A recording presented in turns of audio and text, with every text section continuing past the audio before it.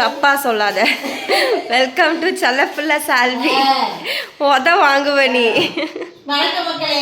வணக்கம். வந்துட்டாங்க சோஃபியா அம்மா என்னை வீடியோ எடுக்கிறதுக்கு. நான் அம்மா வீடு க்ளீன் பண்ணிருக்கேன். கொஞ்சம் கொஞ்சம் இருக்கிறதெல்லாம் க்ளீன் பண்ணுவோம். பாக்ஸ் வந்து ஒரு பையன் அட்டை பாக்ஸ் சேர்த்துருக்கேன். மீஷோல வாங்கின பாக்ஸ் எல்லாம் இதில் இருக்கு. இன்னும் இருக்கு. இப்போ எடுத்து போடணும். இறங்கி போக முடியாம அப்படியே இருக்கு. எல்லாம் ரெடி பண்ணிடலாம். எல்லாம் கவர்ல போட்டு நம்ம வருவாங்கல்ல குப்பைக்காரவங்க அவங்களுக்கு அவங்க யூஸ் பண்ணிக்குவாங்க. போட்டு எடுத்துக்குவாங்க. என்னது இது?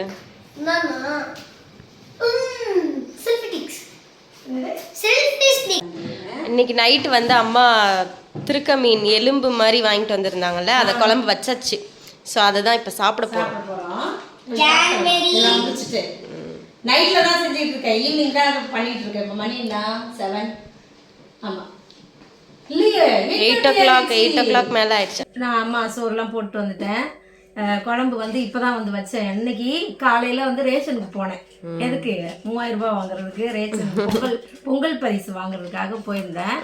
கரெக்டாக கம்மியாக இருந்துச்சு. ஆள்லாம் இல்லை, 10 பேர் தான் இருந்தாங்க. அழகாக லைன்லாம் போடும்.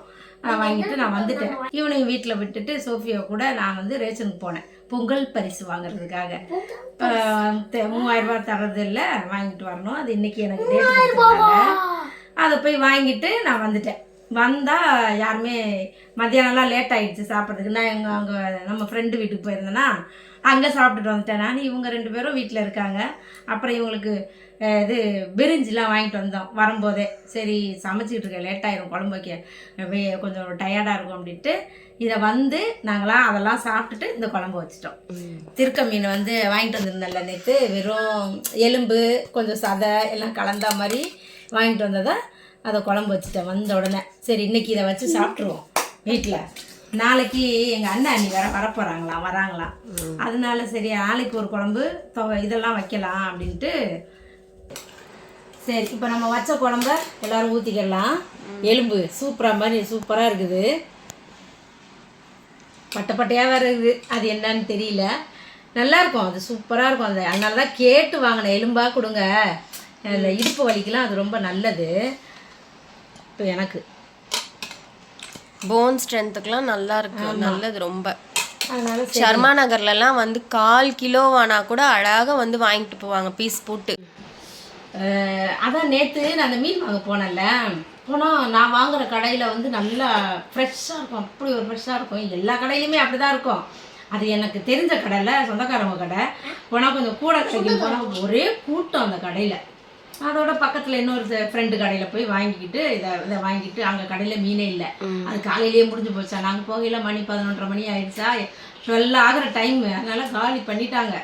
அப்புறம் இருந்ததை வாங்கிட்டு வந்தேன் நான். சரி அதையாவது இடுப்பு வலிக்கலாம், அதை எலும்பெல்லாம் கடிச்சு சாப்பிட்டுக்குவோம், பரவாயில்ல.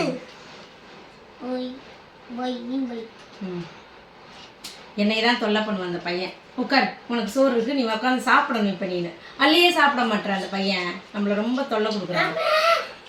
ஊட்டணும், எப்போ பாரு ஊட்டுங்கன்றான். ரொம்ப ரொம்ப பேட் பையனாக இருக்கிறான். சரி நீங்களாம் என்ன சமைச்சிங்க சாப்பிட்டீங்க? எல்லாரும் பொங்கல் பரிசு வாங்கிட்டீங்களா? வாங்கிட்டீங்களா? நான் வாங்கிட்டு வந்துட்டேன். வந்துட்டோன்னே ஒருத்தர் கேட்குறாரு, என்னுடைய கடனை கொடுங்க. அவன் இந்த பானிபூரி சாப்பிட்டப்ப சேலஞ்ச் அப்ப நான் வந்து அதை கடனா வச்சேன்ல, கொடுக்கல அவனுக்கு. அதை விடாம கேட்குறான் அந்த பையன், என் 1000 ரூபீஸை கொடுங்க அப்படின்னு. அதை தான் இதில் தான் தருவேன்னு சொல்லியிருந்தேன். அதுக்கு அப்புறமா ஊறுகாய் கொஞ்சம் பிணைஞ்சு சாப்பிட்டுக்கிறேன். டேஸ்ட் பாருங்க, அப்படியே அள்ளும்.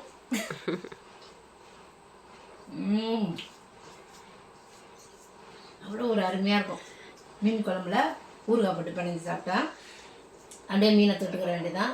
மீன் என்ன எலும்பெல்லாம் கடிக்கலாம், சதையும் இருக்குது. இதோ எல்லாம்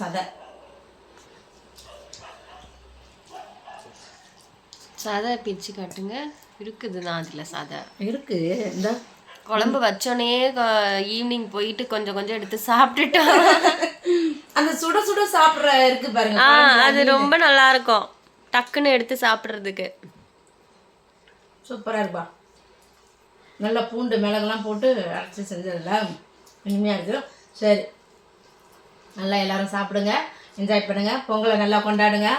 அட்வான்ஸாக பொங்கல் தின விழா வாழ்த்துக்கள் சொல்றேன் நான். சரி, பொங்கல் அன்னைக்கு பாத்துக்கலாம். பாய்.